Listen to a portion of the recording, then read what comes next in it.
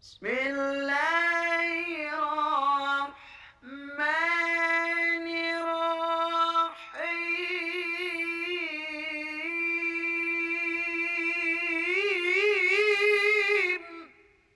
Assalamualaikum warahmatullahi wabarakatuh. Inilah beberapa kisah Rabiatul Adawiyah, seorang sufi wanita yang sangat dikagumi kecintaannya.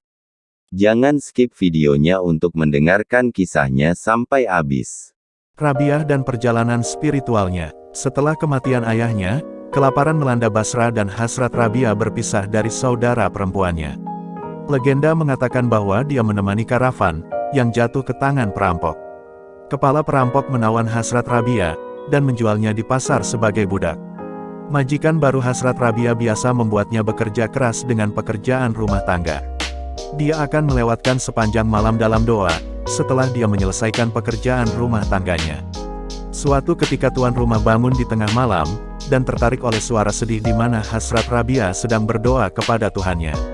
Saat itu dia melihat cahaya besar mengelilinginya saat dia memohon kepada Tuhannya dengan bacaan ini.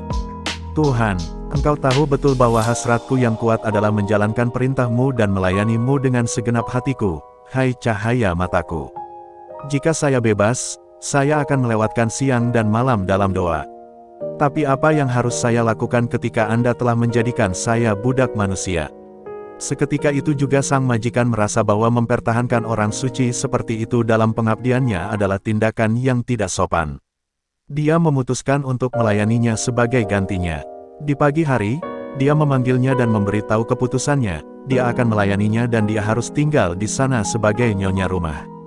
Jika dia bersikeras meninggalkan rumah, dia bersedia membebaskannya dari perbudakan. Rabiah pun mengatakan kepadanya bahwa dia bersedia meninggalkan rumah untuk melanjutkan ibadahnya dalam kesendirian.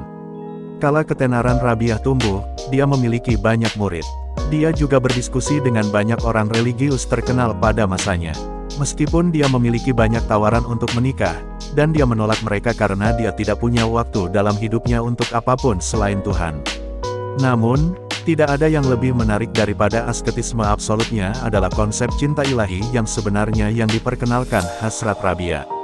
Dia adalah orang pertama yang memperkenalkan gagasan bahwa Tuhan harus dicintai demi Tuhan, bukan karena rasa takut, seperti yang telah dilakukan para sufi sebelumnya. Dia mengajarkan bahwa pertobatan adalah hadiah dari Tuhan karena tidak ada yang bisa bertobat kecuali Tuhan telah menerimanya dan memberinya karunia pertobatan ini. Dia mengajarkan bahwa orang-orang berdosa harus takut akan hukuman yang pantas mereka terima atas dosa-dosa mereka, tetapi dia juga menawarkan harapan surga yang jauh lebih banyak kepada orang-orang berdosa daripada kebanyakan pertapa lainnya. Untuk dirinya sendiri, dia berpegang pada cita-cita yang lebih tinggi, menyembah Tuhan bukan karena takut neraka atau dari harapan surga, karena dia melihat kepentingan diri seperti tidak layak sebagai hamba Tuhan, emosi seperti ketakutan dan harapan seperti tabir, yaitu rintangan untuk melihat Tuhan sendiri.